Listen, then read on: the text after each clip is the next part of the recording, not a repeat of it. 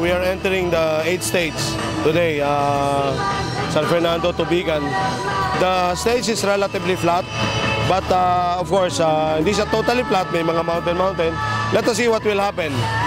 If the front runners will have an opportunity to make bigger on the gap, or the chasers can make lesser on the gap. Let us see.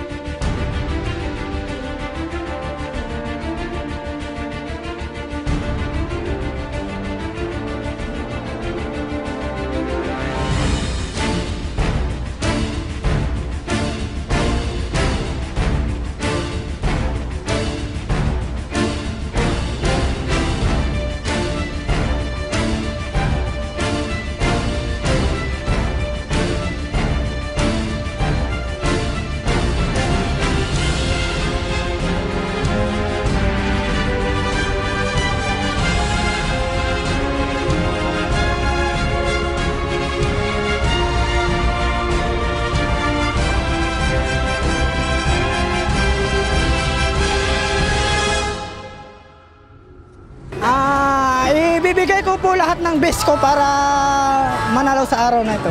Gagawin lang namin yung hanggat yung makakaya namin. Pero pipilitin rin namin manalo ngayon.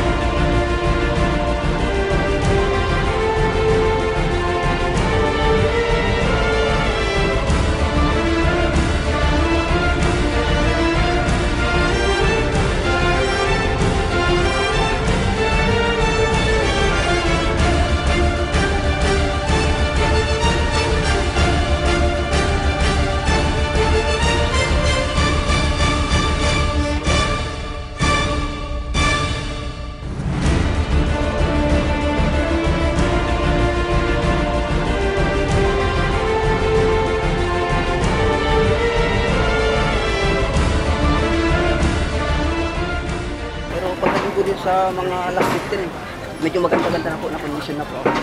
Kaya binanatan ko na po. Kaya nakalas-kalas po kami yung marami. Atake po ulit para bumaba pa yung team po namin. Only team na lang po. Saka yung best young rider namin, si Francisco Ramos, yun po inaangat namin.